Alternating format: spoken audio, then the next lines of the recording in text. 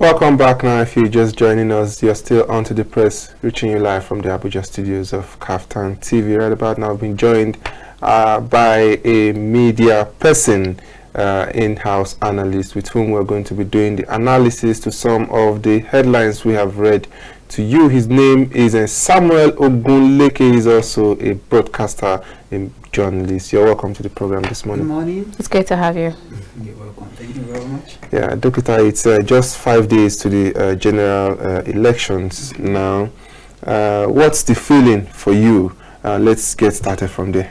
5 days to the general election. I am actually having the feeling of, a better days ahead for Nigerians, and I have the feelings that the election is gonna hold. So is it you have the feeling of better days ahead for Nigeria? Is it coming from a place of being a patriotic Nigerian, or from a place of looking at the situation on ground, looking at the level of preparedness by the federal government, by the INEC, and all relevant agencies, and looking at the quality of candidates that are vying for the #1 seat of Nigeria? I want to get your perspective, because if you put everything together now, there's a fuel scarcity right now. There is a naira swap issue on ground, and in some parts of Nigeria, there is the security challenge also that has threatened the overall turnout of electorates. Well, I'm actually seeing it from the angle of Nigerian citizens being patriotic, and at the same time looking at the preparation from the angle of INEC. You see that INEC had actually put in some things in place that in which will actually believe that the election is going to be a free, fair and a credible one. And then from the angle of security agencies also been having a lot of spokespersons from different states giving us the assurance that they are going to man this election properly, and our lives and properties are going to be saved. So I believe, and with what Nigerians are actually, with the way they are talking, speaking, trying to let their voice be known, I think we're going to have a better Nigeria come 2025 of these 25th of February. 25th of this February. And at the same time, believe me sincerely, when you check the candidates, I think we still have some of them that are very, very good and that are vibrant, that could actually tackle most of our problems that we're facing as Nigerians. Should in case Nigerian citizens are going to be patriotic, I think they need to vote for the right candidate, and from there we'll move on. All right, so viewers, our phone lines are open. You can call in to make your contributions or ask your questions. Now, still on the presidential elections that we're looking forward to, it's been much talked about, unlike the usual one that we know before now. But you see that this one has been, the news, the announcement has been here, there, and everywhere. Let's quickly take this call before I continue with my question. Hello, good morning. Hello. Good morning, sir. How are you? Very well, thank you. Please turn down the volume of your TV set so we can hear you. Okay. All Good right. morning. Good morning, sir. Tell us your name and where you're calling us from. It's your regular customer from Kafanchan, Kaduna State, David. Good to hear from you, Mr. David from Kafanchan. I have a question for the governors, the APC governors. Okay. And the members of the APC in particular. Why is it that it is them that are complaining about the ruling party? What signal are they sending to the patriotic citizen coming this Saturday on the election? So we have to shine our eyes. That is my contribution. All right, thank you, Mr. David from KAFTAN. Good to hear from you again. All right, you have, like he said, we'll definitely talk about the cash swap policy, but with the preparations that has been there over time, would you actually say that we are election ready, even though we still have fuel scarcity? I recall, I don't know if it was you were talking to a few days ago, where NNPCL said they have enough fuel to last over 30 days, but now we're already seeing in the paper saying that they don't even have enough, that they might run low anytime soon. So we still have the fuel scarcity, we still have the cash swap policy and controversy, and then we still have INEC saying that this cashless policy, that this no cash, in fact not the cashless policy, the having no cash would affect the elections.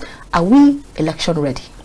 Well, if you check it very well, I've actually said it several times that the policy is coming at a wrong time, and despite the fact that the policy is very, very good and is a better one for Nigerians, but this is not the right time to implement such policy. And I think by the time we check around what people have been saying, what Nigerians have been saying, we'll discover and we'll have the fact that the policy is actually affecting negatively more than expected even from the CBN governor, which is Godwin Emefiele.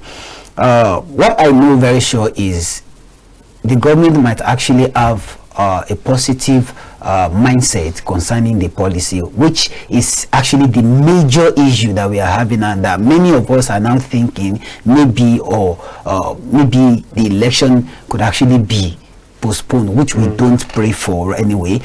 Could actually be postponed due to some riots in different part of the countries. But we believe that no matter the case may be, federal government knows how to manage itself when it comes to elections. So how about state government? Because now you have a state governor, Malam Nasser El-Rufai, saying that all of this is just done in terms of bringing forth interim government and then going back to the military. I've said it several times before now that there is a kind of interior motive or ulterior motive for this for the implementation of this policy at this dying time. Not the policy shouldn't have come this time if there is no other ulterior, interior, or whatsoever motive. I think there is more to it now, and I've been saying it that I think since August, one of our callers actually said it while we were discussing on phone chat. He said, "Dokita, what do you see to this election?" I said, I pray that we don't have interim government. That's my prayer. I pray that this election is not going to be postponed. I don't even know that issue of cash crunch will actually occur, but I believe that when you monitor the trend at which the government is operating, you should be able to explain or understand a bit their body language. All right, let's quickly take this call before you continue. Hello, good morning. Good morning. Good morning, Chief. Very well, thank you. And yours? Good morning. Yeah, good morning, Mr. ADENIYI. Yeah. All right, please go ahead. My name is Chief Arel. Chief Arel, it's good to hear from you. Yeah, I want to talk about this naira, whatever it is, and with particular reference to the reaction of APC governors. You see, ADENIYI, money is just like oxygen for politicians, and that is why they get confused whenever they don't have their way. You see, they are accusing CBN and Buhari of this policy. Although the president broadcast was coming late, but it was better late than never. You see, politics is clashing with the economy.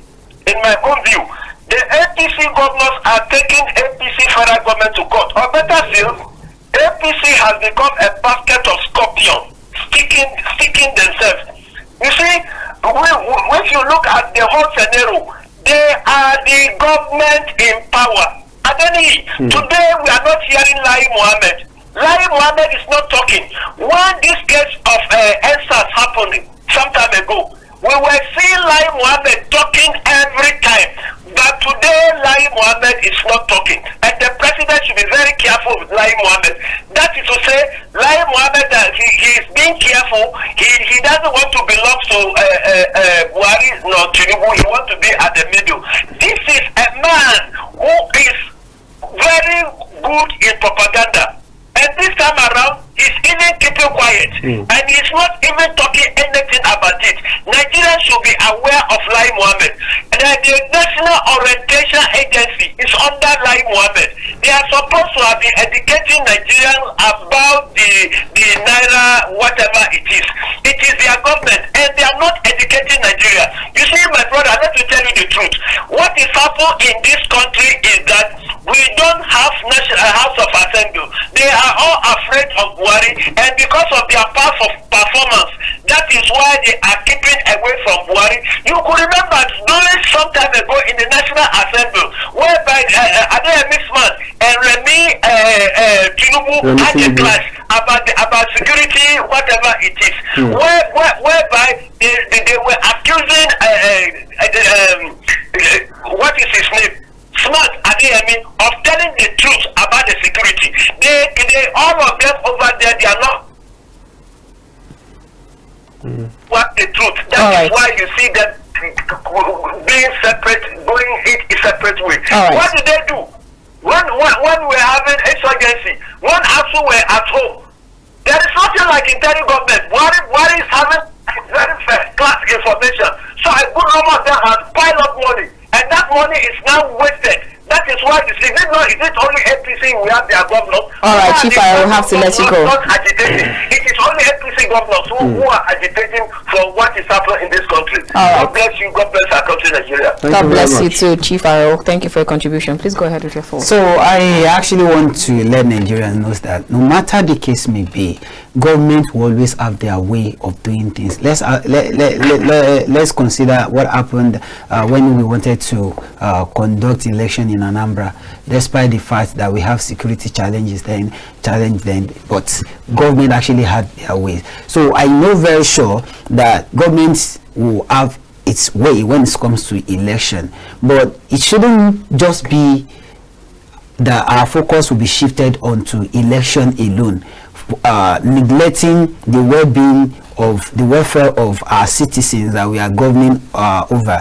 So personally, I am saying I am not prophesizing in any way, and I'm not saying it's going to happen, but presently I'm actually seeing a kind of cope in between, as in among the ruling party, in which people, some are actually going this way while the other faction is going the other way. But I wouldn't want people to actually be seeing these APC governors and almost all the governors that are crying on this cash swap or introduction of this cashless policy, introduction of this new naira, as governors that have cash at home that didn't know how to spend, that didn't know how to go about it alone. We should, I'm not saying they are right, I'm not saying they shouldn't have been talking on other issues that actually evil this country, but the fact is, this current situation of Nigeria does not accept or allow this kind of policy. Let's be sincere to ourselves. Let's be sincere to ourselves. Of your suspicion of an internal coup within the ranks of the APC. That's just something of that nature has been said about the Kaduna State Governor's statement of his suspicion of a coup hanging around, considering the security situation and the policies, the ill-timeness of the policy. You may want to shed some light on what you have termed as suspicion, considering the fact that for you to be able to say you suspect something, there must have been pointers to what. Well, if you actually check it very well now, to my own level of understanding, I've seen that the faction that is controlling the president, the faction that is controlling president presently, it's not the faction controlling before. A faction is now taking over the real faction that's supposed to be controlling the president, as they have it in their candidate. Is any faction supposed to control? That's where I'm coming to. Now, when you now check it very well, you see that president presently, even before, has no say of his own. Most of what we have, during the EndSARS, this presidency had actually delegated some aspect of the country to particular set of the people, being governors or ministers, or you see that during the EndSARS, as our father said, it was the turn of Lai Mohammed. When people actually wonder why we've not heard from him. So it was the turn of Lai Mohammed. Now, when the issue of insurgency came, when these kidnapping were rampaging the north and others, you hear Gumi talking here and there, and none of these governors, none of these ministers actually said anything about him. Then later, when we had the issue of fuel scarcity, then you have governors from south saying they should be given preference or whatsoever. Then now we are having issue of cash naira redesigned. Then we have Governor El Rufai and others. We have Bagudu. We have even Sanwo-Olu in Lagos. You will have known that there are different fashion which they are actually trying to make sure that their voice is being heard by the president, and they control the president. But the closer you are to the president, the larger the opportunity for you to control the interest of the president. Now you agree with me that the CBN governor should have been sacked by now. You agree with me that the CBN governor should have been sacked by now, not because of this cash, this new naira redesign policy alone, but because a central bank governor was actually contesting. Central bank governor belongs to a particular party. Central bank governor is now a politician. Central bank governor who's supposed to be a neutral person, who's supposed to influence his own decision. Now his decision are being influenced by politicians, because there is no way when you wanted to contest, then you will have actually related with so many people in the party. But he didn't make it far. He didn't make it far. That was because he didn't have the choice. He didn't have the chance. If he had the chance, then he would have actually been the presidential candidate of APC now. So now bringing, like, if you not check El Rufai's statement very well, you now discover that because some people who are supposedly believe that their candidate will make it to the final stage and actually be the presidential candidate of APC, are now the one trying to sabotage, trying to make sure that efforts of other APC members are not being are fruitless. So for that's that about what I said about coup, trying to suspecting a kind of coup in presidency. So, but when it comes to issue of naira redesign, I think, and I'm very sure as an economist, that what the governors are saying is outrightly right.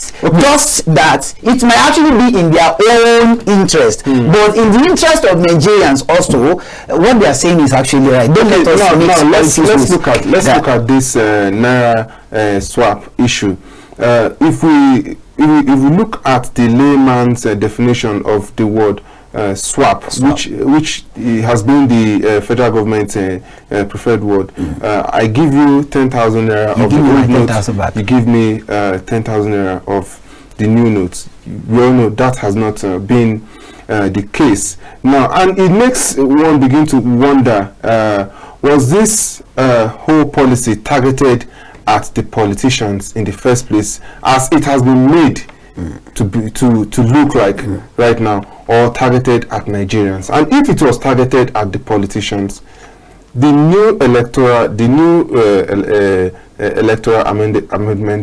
amended law act has allowed a presidential candidate to spend 5 billion naira. A governorship candidate can spend 1 billion naira.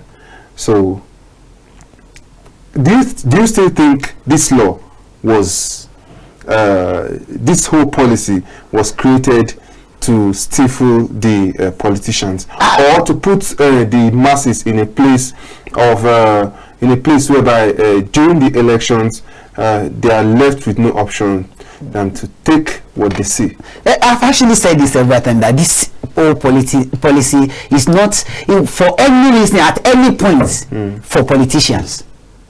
Let me explain this today again, so that Nigerians will know what we are saying. As an economist, if you are in a bank, you are a branch manager or you are the general manager, you have chairman. Who are the chairman of these commercial banks? Politicians. So would your chairman direct you to bring a particular amount of money and you will say no? It's not possible. That's number one. Who are the people that has larger share, the shareholders in all these banks? Politicians. Some of them are board members. Board members. But are you so sure? How are you so? How am I so sure? You could actually see some of them owning banks. You know, very sure. Let's quickly take this call. Hello, good morning. Hello. Good morning, sir. Yes. I'm hearing what speaking in the studio. All right, please tell us your name and where you're calling us from. Yes, I want to contribute. You see, every patriotic Nigeria know that Nigeria is sick. By example, if somebody is sick, for that person to recover, it will never be easy. So, as it's happening now, the president want to use his position now to test Nigeria before leaving office. So what we should be talking now, we should find a way to support the president to see how we can solve this problem of our country. If not, if this naira redesigned policy is failed, I want you to know that no government will come to this country that will change this country. So all Nigeria have to rally around the president. Forget about what Supreme Court are doing. Forget about what APC governors are doing. Are they not part of the president? When they're killing people in the north, when there is answer, when children are asked once to strike, what did they do? They did not do anything. All right. It's in a time of election that we gather together to say what the president is trying to do. We Nigerians were ready. We are already used to it. All right. Thank you so much. Enjoy it. Thank you so much for your contribution. I think there's a statement that we need to clear. You have the Supreme Court, that is the apex court in the land, and then they make a particular order. Or they make a particular jurisdiction, and then you have other people make other orders. Which one are you supposed to follow?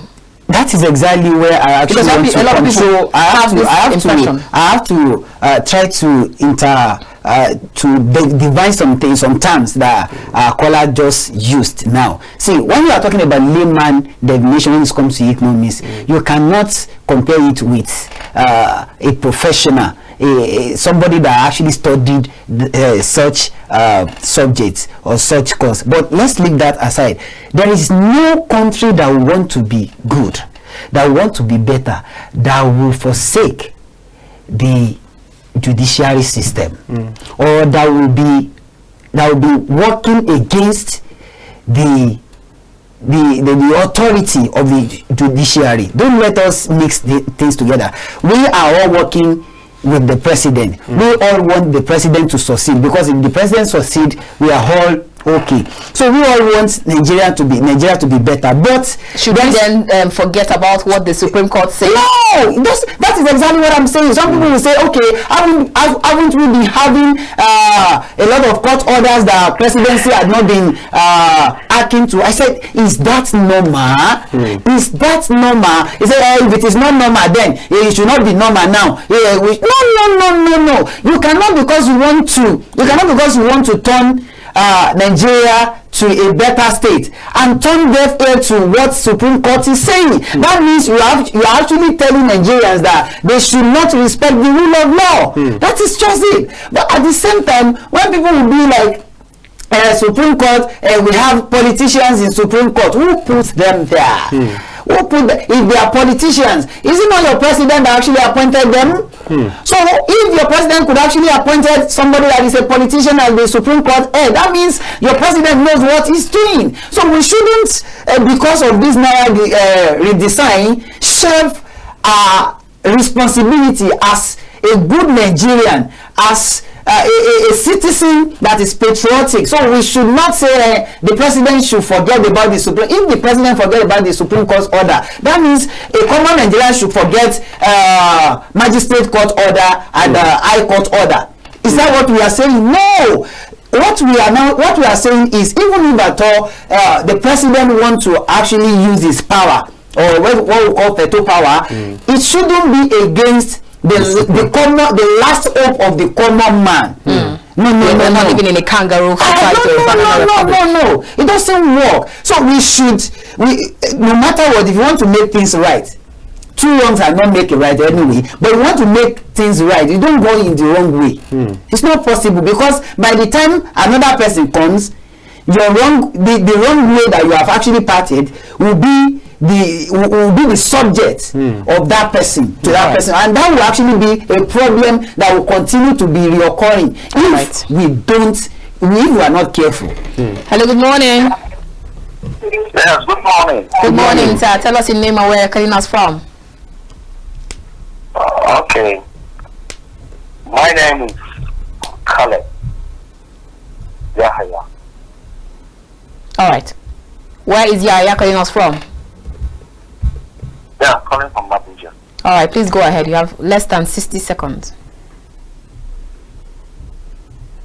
All right. What's that? Okay, so now you have the Supreme Court gives an order, and then you have the Apex, the bank, CBN, give another order, and then you have President Muhammadu Buhari gives another order.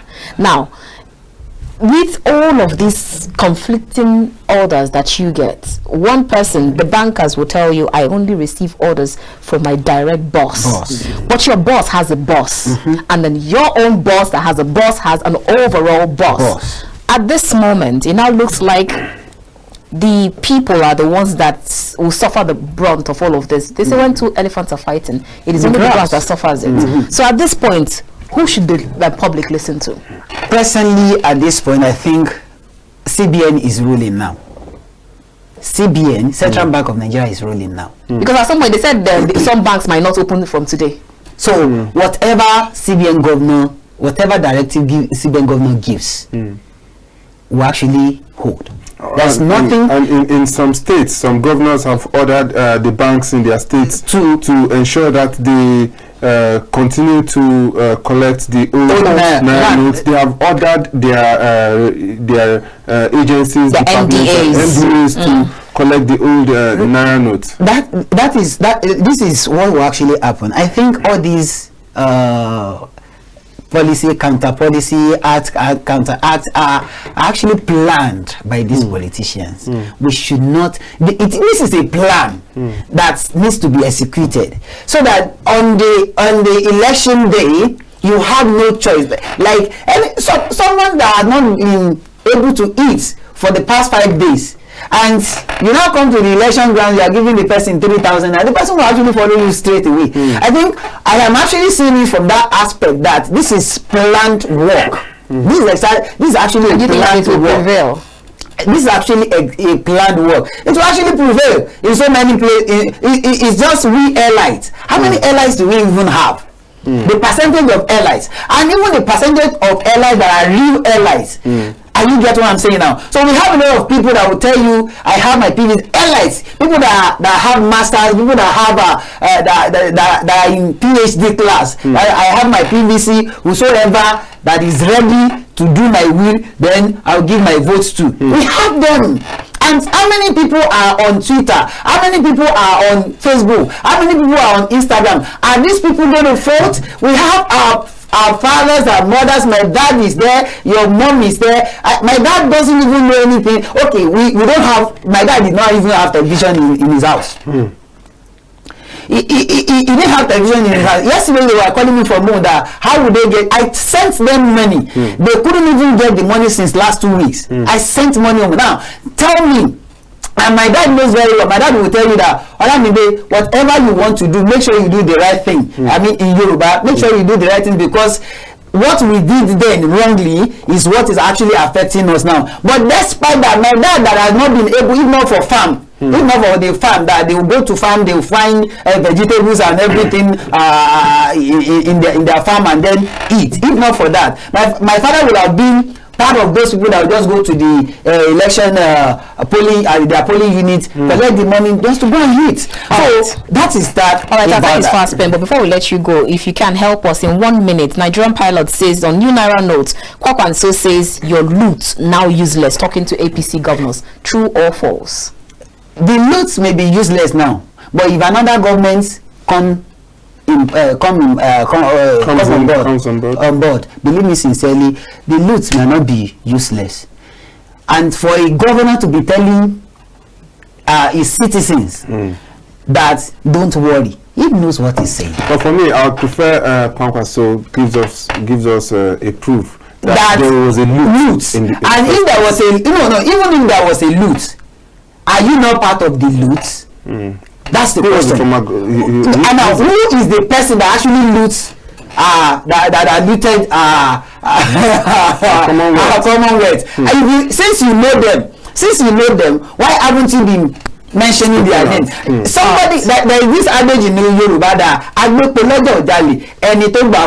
means the person that actually stole red oil in the market. It's not the thief, but the person that helped in collecting and saving is something. So if eventually you know the thief and you are not mentioning the thief, I think your name is actually there. Thank you so much, Dokita Olamide. What a fine way to drop this conversation. We have been chatting with Dokita Olamide, and he is a journalist. Let's go to social media trend as we take this one video where you have Abuja residents or Abuja conductor says that you have to pay a certain amount if you're voting a particular candidate. We'll take that and we'll come to round this program. I'm not recording anywhere. I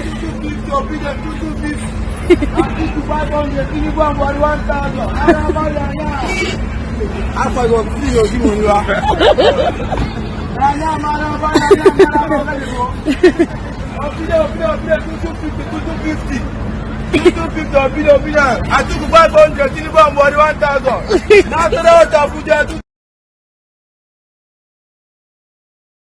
Decided to take it so seriously. Well, that's where we end this program. Thank you so much for tuning in, and whatever you do, please go out and vote. We're expecting to see you in every polling unit. And remember, KAFTAN TV has got you covered with regards to sight and sound, with all that will be happening come Saturday, 25th February. Until I come your way again from the nation's capital, Abuja, I am still ANABEL ORJI. Good morning. And I am Francis ADENIYI. Good morning to you.